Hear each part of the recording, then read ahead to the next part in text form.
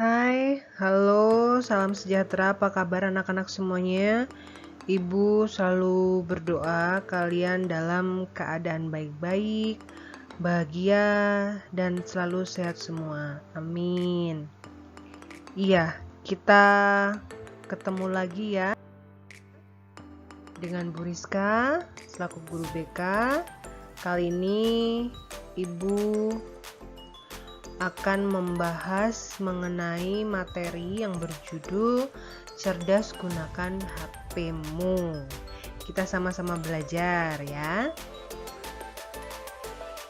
Tapi sebelum kita memasuki atau membahas materi yang akan kita kupas hari ini, Ibu akan memberikan sedikit ice breaking biar kalian tidak sepaneng, biar kalian lebih konsentrasi ya. Untuk ice breaking yang Ibu berikan sederhana saja karena ini lewatnya daring, jadi nggak seperti waktu kalian di kelas ice breakingnya bisa sambil tepuk tangan dan bareng-bareng, tidak. Karena ini daring, Ibu pilihkan yang simpel saja. Jadi nanti Ibu akan sampaikan satu kalimat. Nah, dari kalimat itu nanti akan Ibu tanyakan ada berapa huruf yang Ibu maksud dalam kalimat tersebut. Jadi judul dari ice breaking ini adalah tebak jumlah huruf. Jadi nanti ketika Ibu menyampaikan satu kalimat, kalian perhatikan dan nanti akan Ibu tanya huruf ini jumlahnya ada berapa gitu. Paham ya? Oke, kita mulai. Ibu akan menyampaikan kalimatnya. Kalimatnya yaitu buku itu sudah lupus dari rumah bunga. Ibu ulang sekali lagi. Buku itu sudah lupus dari rumah bunga. Pertanyaannya, berapa huruf U pada kata itu? Silahkan, boleh sambil ditulis, terus dihitung, atau mungkin hanya sekedar mendengarkan kalian sudah paham. Jadi pertanyaannya adalah berapa huruf U pada kata itu. Silahkan. Kalau sudah nanti jawabannya ditulis di kolom komentar bawah ya.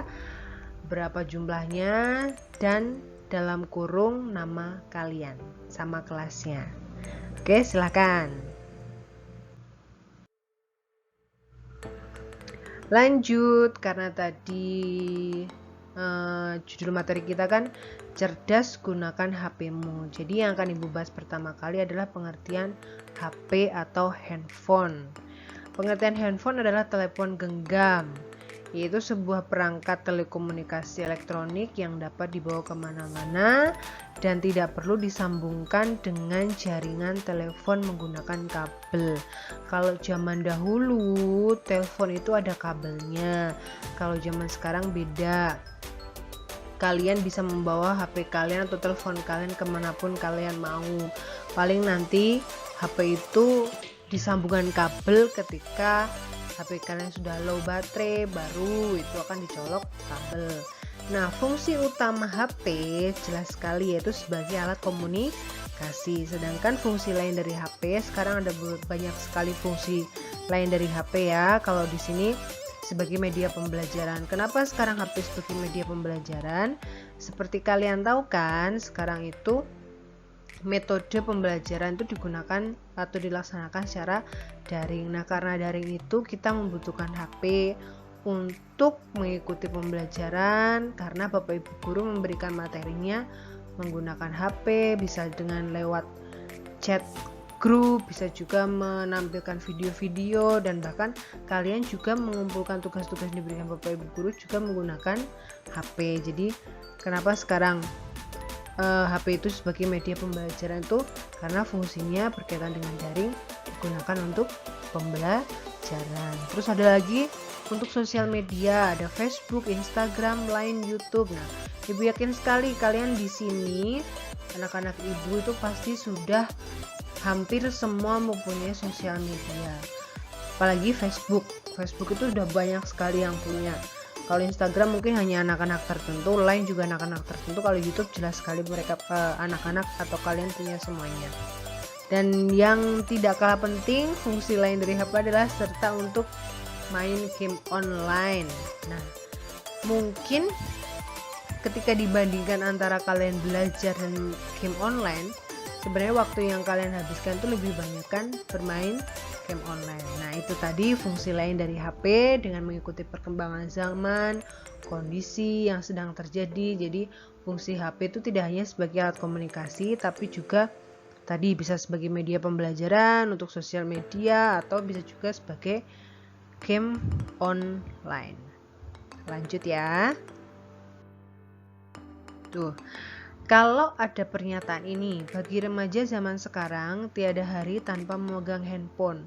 Kalau menurut pendapat kalian itu benar atau salah? Ayo, coba kalau menurut kalian pernyataan bahwa bagi remaja zaman sekarang tiada hari tanpa memegang handphone itu benar atau salah? Nih,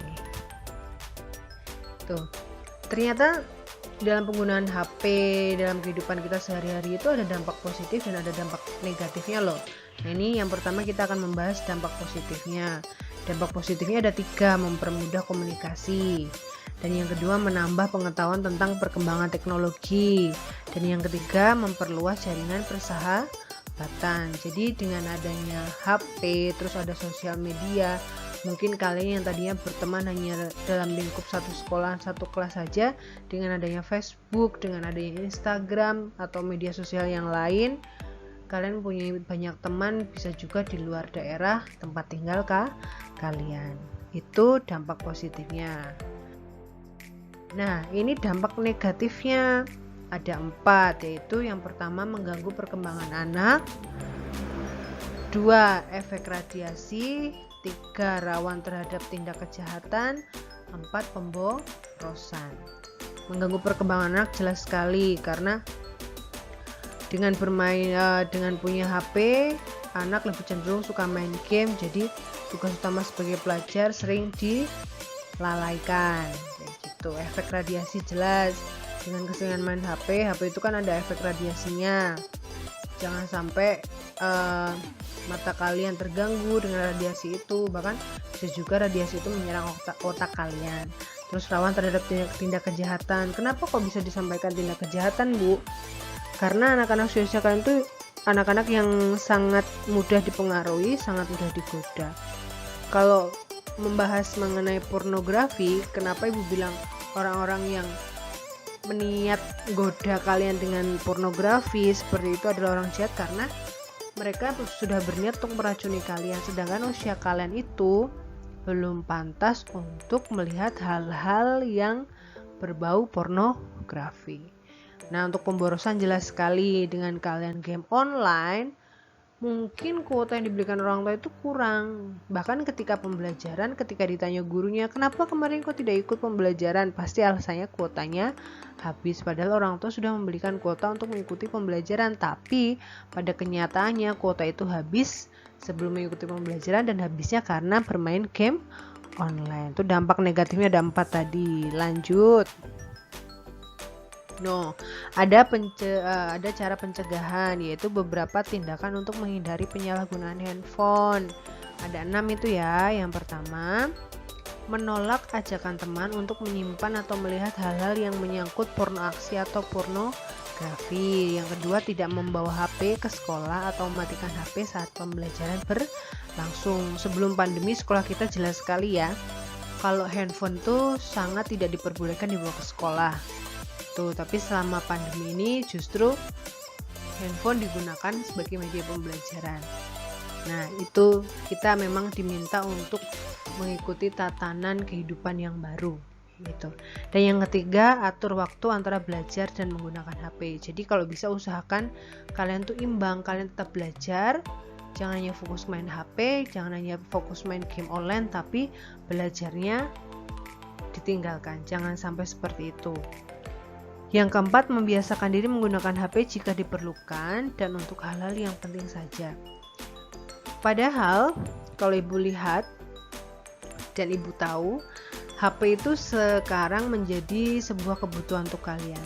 Karena contoh saja, dari bangun tidur saja yang dicari adalah HP. Jadi coba diatur lagi gimana kalian membiasakan diri biar tidak bergantung pada HP. Yang kelima, memperbanyak konten-konten religi pada HP. Dan yang keenam, memberi kode pengaman pada HP jika diperlukan. Nah, jika diperlukan dan kalau bisa kode yang ada di HP kalian itu diketahui oleh orang tua kalian. Jangan berpikiran aku mau ini ya kasih kode pengaman atau password biar orang tua nggak bisa buka HP ku gitu. Jangan seperti itu. Tetap karena kalian masih remaja, orang tua harus tahu semua isi HP kalian. Tuh, paham ya? Nah, ini tadi kan materi sudah Ibu sampaikan sedikit. Dampak negatif, dampak positif, cara pencegahan tuh tadi udah sampaikan. Nah, ini ada lembar kerja peserta didik, ada 2. Yang pertama yaitu sebutkan 5 aplikasi yang ada di HP kalian. Silahkan nanti dituliskan 5 itu aplikasi apa aja yang di HP kalian. Nah, yang kedua adalah sebutkan 5 cara atau usaha yang kamu lakukan agar tidak ketergantungan pada HP. Nah, seperti tadi Ibu sampaikan, ada dampak positif dan ada dampak negatif. Kira-kira usaha yang seperti apa yang akan kamu lakukan biar kamu itu tidak menjadi anak yang ketergantungan pada HP. Sedangkan mungkin sekarang kalau kalian lihat di TV atau mungkin di media sosial, itu banyak sekali anak yang dibawa ke rumah sakit jiwa karena anak-anak itu mengalami perubahan emosi karena keseringan bermain game online. Nah, kira-kira dengan kasus seperti itu, kedepannya kalian mau seperti apa biar kalian tidak ketergantungan pada HP. Nanti lembar kerja ini akan Ibu bagikan di grup WA kelas. Nanti tinggal kalian mengerjakan, jangan lupa dikasih nama dan kelas. Itu ya. Oke, terima kasih karena sudah hadir. Terima kasih karena mau meluangkan waktunya menonton video ini, menonton materi yang Ibu sampaikan, mencermati dengan harapan kalian memahami apa yang Ibu sampaikan, kalian bisa merubah perilaku kalian, kalian bisa lebih mengontrol waktu atau mengatur waktu kalian dalam penggunaan handphone kalian gitu. Untuk kata motivasi untuk kalian kali ini, masa depan adalah milik mereka yang menyiapkan hari ini. Jadi intinya, gunakanlah waktu sebaik mungkin. Jangan sia-siakan waktu yang kalian dapatkan. Semangat belajar, kerjakan tugas dan jaga kesehatan, dan tetap ikuti protokol kesehatan. Selalu memakai masker, cuci tangan, jaga kesehatan kalian. Itu saja ya. Sampai jumpa di pertemuan lain waktu ya. Sampai jumpa.